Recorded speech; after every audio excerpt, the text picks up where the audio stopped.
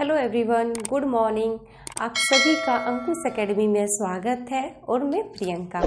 आज का क्लास है सामान्य अध्ययन जीके जीएस, जिसमें 30 क्वेश्चन रहेगा और ये जेएसएससी सीजीएल के पैटर्न पे है। 6 ऑलरेडी हो चुका है और जो लोग इस वीडियो को नहीं देखे हैं आप मेरे चैनल पे जाइए और पिछला वीडियो जाके देखिए। आज ये प्रैक्टिस सीट 7 है। चलिए क्लास को शुरू करते हैं। क्वेश्चन नंबर 1, भारतीय राष्ट्रीय ध्वज। ये जो भारत का राष्ट्रीय ध्वज है उसका डिजाइन किसने तैयार किया था? तो किसने किया था? पिंगली वेंकैया। किसने? पिंगली वेंकैया ने तैयार किया था।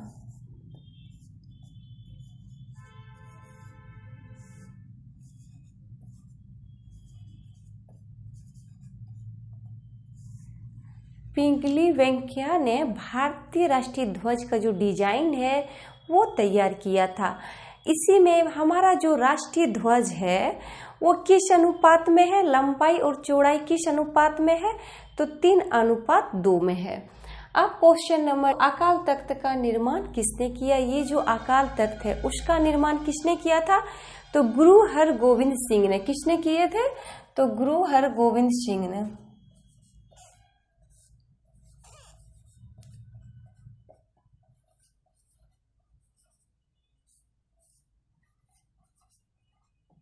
गुरु हरगोविंद सिंह ने आकार।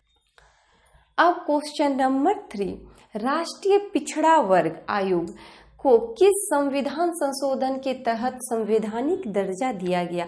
ये जो राष्ट्रीय पिछड़ा वर्ग आयोग है उसको किस संविधान संशोधन के तहत संवैधानिक दर्जा दिया गया था? तो 102 जो संविधान संशोधन हुआ था उसी के तहत उसको संवैधानिक दर्जा दिया था। कौन सा? 102वां संविधान संशोधन। 102वां संविधान संशोधन के तहत राष्ट्रीय पिछड़ा आयोग को संवैधानिक दर्जा मिला है। अब क्वेश्चन नंबर 4, भारत की सबसे लंबी झील। यहाँ पे क्वेश्चन में पूछ रहा है कि सबसे लंबी झील कौन है? सबसे बड़ा छोटा नहीं, ये सबसे लंबी झील। तो सबसे लंबी जो झील है वो कौन सा है? वेम्बनाड झील। कौन? वेम्बनाड झील।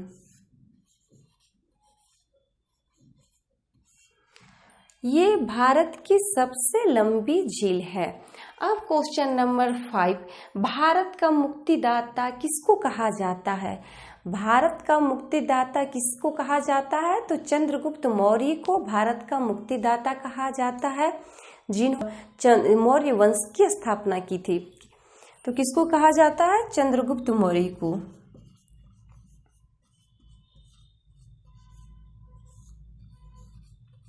इन्होंने ही मौर्य वंश की स्थापना की थी। अब क्वेश्चन नंबर 6 में है कि धौला सीध जल विद्युत परियोजना। ये क्या है? धौला सीध जल विद्युत परियोजना का निर्माण किस नदी पर किया जाएगा?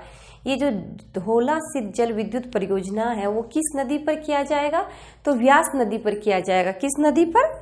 तो व्यास नदी पर।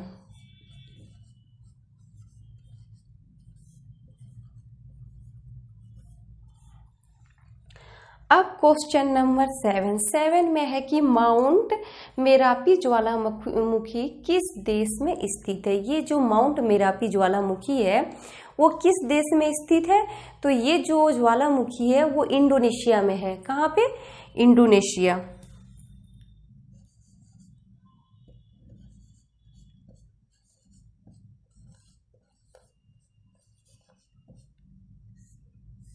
इंडोनेशिया में है। अब क्वेश्चन नंबर 8, ओलंपिक में 2 मेडल जीतने वाली पहली भारतीय महिला खिलाड़ी कौन है? कौन वो पहली भारतीय महिला खिलाड़ी है जिसने ओलंपिक में 2 मेडल जीता है? तो वो कौन है? तो पीवी सिंधु है।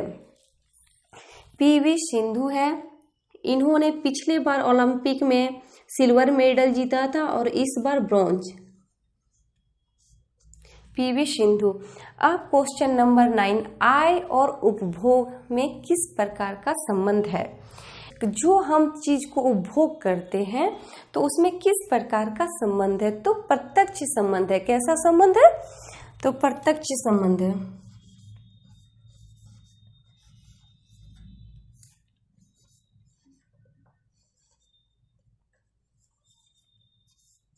प्रत्यक्ष संबंध है।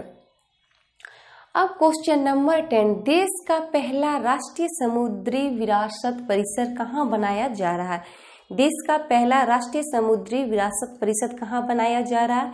ये गुजरात में बनाया जा रहा है। कहाँ पे? गुजरात में, तो लोथल में। कहाँ पे? लोथल, गुजरात में। लोथल किस नदी के किनारे है? तो ये भोगवा नदी के किनारे है। लोथल, और लोथल गुजरात में ये बनाया जा रहा है। अब क्वेश्चन नंबर 11, किस राज्य ने भारत का पहला भूकंप पूर्व चेतावनी मोबाइल ऐप लॉन्च किया गया? कौन सा भारत का वो पहला राज्य है जिन्होंने भूकंप पूर्व चेतावनी मोबाइल ऐप लॉन्च किया है? तो कौन सा है? उत्तराखंड है। कौन सा?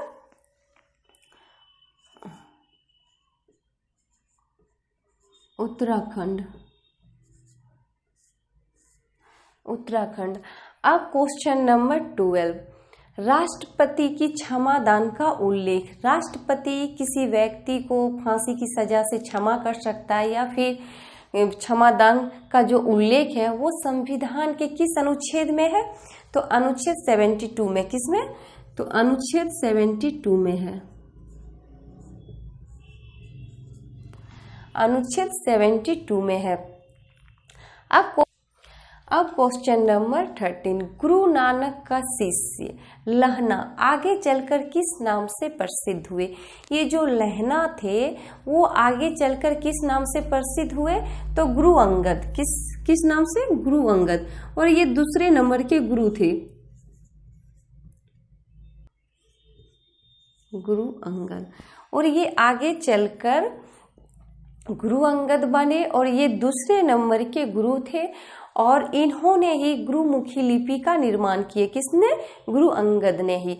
अब क्वेश्चन नंबर 14, वह व्यक्ति कौन थे जिन्होंने भारत का राष्ट्रपति बनने से पहले भारत रत्न अवार्ड मिला था? वो भारत के कौन से राष्ट्रपति थे जिन्होंने राष्ट्रपति बनने से पहले ही उनको भारत रत्न मिला था? वे कौन थे?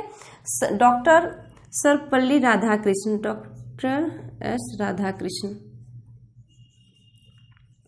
ये भारत के पहले कौन थे? उपराष्ट्रपति। और ये दूसरे नंबर के राष्ट्रपति थे। कौन? ये जो दूसरे नंबर के राष्ट्रपति बने थे डॉक्टर एस राधाकृष्ण। और इनको जो भारत रत्न अवार्ड मिला था वो कब मिला था? 1954 ईस्वी में। अब क्वेश्चन नंबर 15, कोयले की खानों में प्राय विस्फोट होने वाली गैस कौन सी है? ये जो कोयला का खान होता है वहां पे प्राय जो विस्फोट होता है वो कौन सी गैस होती है? तो मीथेन होती है। कौन सी? मीथेन। अब क्वेश्चन नंबर 16, अंग्रेजों द्वारा कोलकाता में निर्मित दुर्ग का नाम क्या है? अंग्रेजों के द्वारा जो कोलकाता में निर्मित दुर्ग बनाया गया है उसका क्या नाम है? Fort William.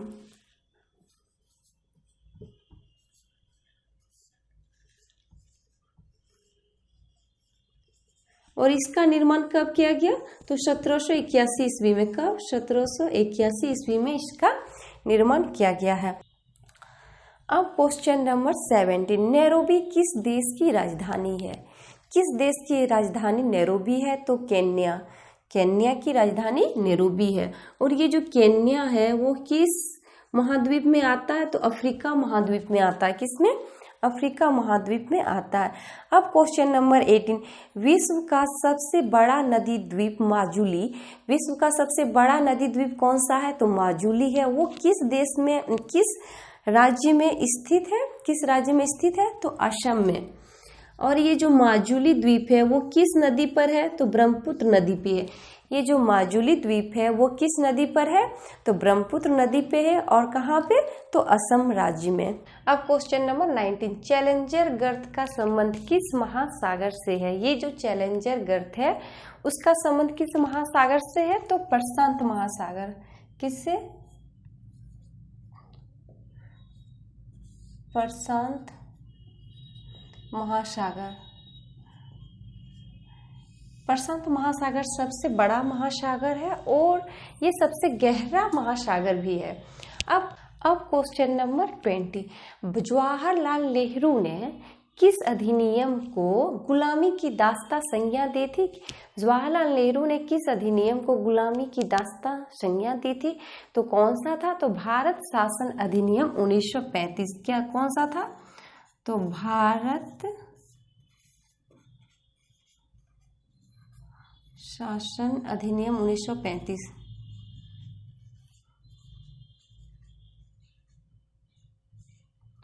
1935 था।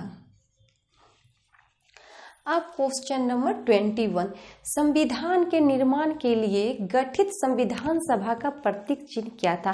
ये जो जब संविधान सभा का गठन किया गया उस टाइम संविधान सभा का प्रतीक चिन्ह क्या था? तो क्या था? तो हाथी था।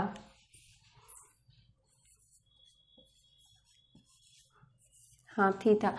अब क्वेश्चन नंबर 22, विश्व रेड क्रॉस दिवस कब मनाया जाता है? ये जो विश्व रेड क्रॉस दिवस है वो कब मनाया जाता है? तो 8 मई को। कब?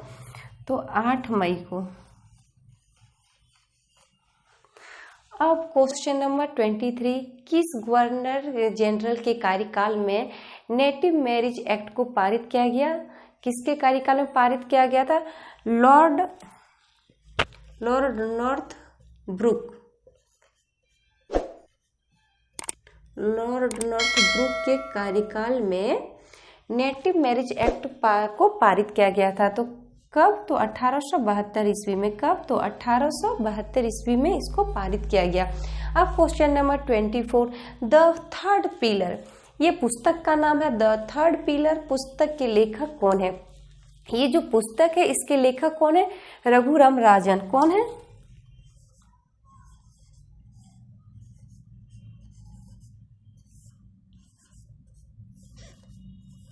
रघुराम राजन। अब question number 25, UNDP United Nation Development Programme ने अपनी पहली मानव रिपोर्ट किस वर्ष प्रकाशित की थी? ये जो यूएनडीपी है इन्होंने किस वर्ष मानव विकास रिपोर्ट प्रकाशित की थी? तो 1990 ईस्वी में। कब? तो 1990 ईस्वी में की थी। अब क्वेश्चन नंबर 26, किस मुगल शासक ने ईस्ट इंडिया कंपनी को भारत में व्यापार करने का फरमान दिया था? कौन से मुगल शासक थे जिन्होंने ईस्ट इंडिया कंपनी को भारत में व्यापार करने का फरमान दिया था? ये कौन थे? जहांगीर थे।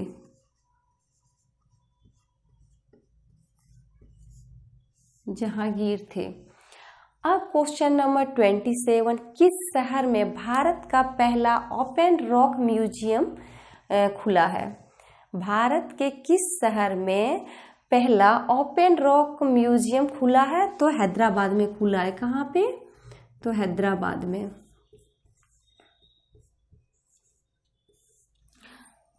अब क्वेश्चन नंबर 28, यूपी सरकार, ये जो उत्तर प्रदेश की सरकार है, मैनपुरी सैनिक स्कूल, कौन सा स्कूल है? मैनपुरी सैनिक स्कूल का नाम बदलकर किसके नाम पे रखा है?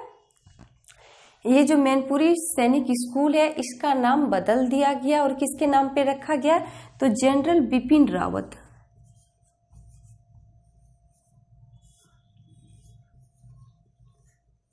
जनरल विपिन रावत ये भारत के प्रथम सीडीएस थे।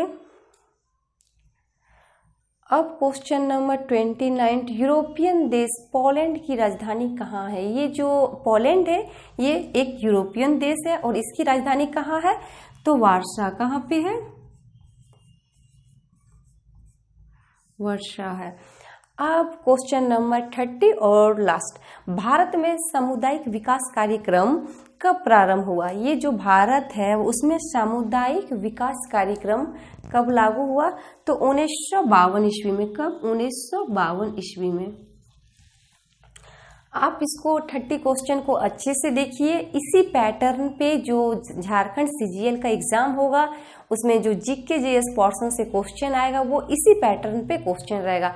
आप इसको अच्छे से देखिए और इस वीडियो को ज़्यादा से ज़्यादा शेयर कीजिएगा और इस चैनल पे जो नए हैं वो चैनल को सब्सक्राइब कीजिएगा, लाइक कीजिएगा और शेयर कीजिएगा। Thank you.